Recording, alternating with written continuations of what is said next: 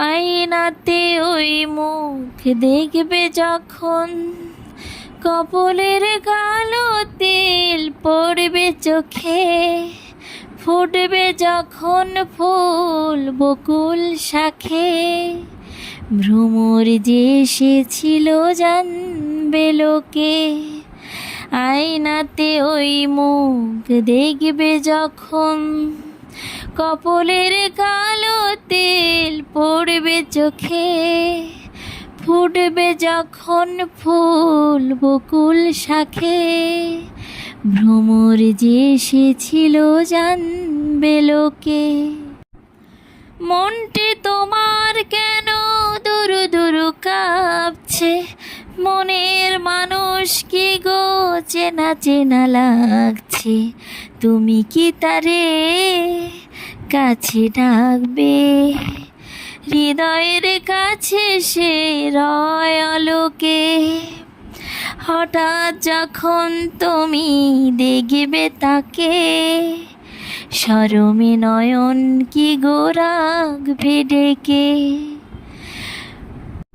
আয়নাতে ওই মুখ দেখবে যখন, কপালের কালো তিল পড়বে চোখে, ফুটবে যখন ফুল বকুল শাখে, ভ্রমর যে এসেছিল জানবে লোকে, ভ্রমর যে এসেছিল জানবে লোকে।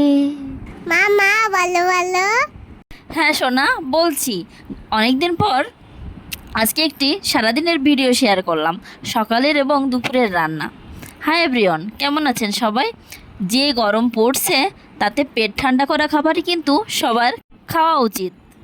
আজ করেছি উচ্ছে দিয়ে তিতার ডাল, আম দিয়ে আম ডাল, আলু ভাজি আর পাবদা মাছের ঝাল। আর দুপুরে করেছিলাম কলা ভাজি, ডাল তো ছিলই, আর চিংড়ি দিয়ে এঁচড়ের তরকারি। বাড়িতে আজ মেহমান ছিল, তাই একটু বেশি বেশি রান্না করছি। ডাল রান্না করেছি কিন্তু মুগ ডাল দিয়ে। প্রথমে মুগ ডালটা একটু বেশি করে সেদ্ধ করে নিয়ে তারপর উচ্ছে এবং পেঁপে দিয়ে তেঁতুর ডাল করব। ডালটা সেদ্ধ করে নিয়ে একপাশে আম, কালিজিরা আর সরিষা ফোড়ন দিয়ে ডালটা দিয়ে আম ডাল করে নিলাম, আর অন্য পাশে একটু উচ্ছে আর পেঁপে ভেজে নিয়ে তারপর ফোড়ন দিয়ে ডালটা দিয়েই তেঁতুর ডাল করে নিলাম। আর করলাম আলু ভাজি, আর সরিষা বাটা দিয়ে করলাম পাবদা মাছের ঝাল। পাবদা মাছগুলো ভেজে নিয়ে তেলে জিরা ফোড়ন দিয়ে একটু সরিষা বাটা দিয়ে পাবদা মাছগুলো দিয়ে একটু জিরা আর আদা পেস্ট দিয়ে একটু ঝাল ঝাল করে নামিয়ে নিলাম পাবদা মাছের ঝাল। আর দুপুরে করেছিলাম কুচি কুচি করে কলা ভাজি আর চিংড়ি দিয়ে এঁচড়ের তরকারি। চিংড়ি এঁচড়ের তরকারি কিন্তু অনেকবারই দেখিয়েছি, তারপরেও একটু বলি। আজ কিন্তু একটু অন্যভাবে করেছি। চিংড়ি মাছটা প্রথমে না ভেজে মাঝামাঝি ভেজে তখন দিয়েছি। তেলে জিরা, তেজপাতা, গরম মশলা, শুকনো মরিচ ফোড়ন দিয়ে একটু আলু ভেজে নিয়ে জিরাও দিয়েছি সাথে।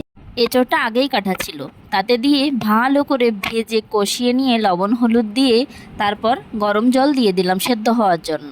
মাঝামাঝি অবস্থায় চিংড়ি মাছটা ভেজে নিয়ে আর একটু জিরা ফোড়ন দিয়ে মাঝামাঝি একটু সিদ্ধ হয়ে আসলে চিংড়ি মাছগুলো দিয়ে আরও ভালো কিছুক্ষণ রান্না করে নিয়ে একটু ভালো করে চামচ দিয়ে একটু মাখা মাখা করে নেড়ে নিলেই তৈরি হয়ে গেল চিংড়ি এঁচোড় তরকারি। আর আজকের রান্নাগুলো কিন্তু গরমের দিনে খেতে বেশ মজা লাগে। তো কেমন লাগলো বলবেন কিন্তু।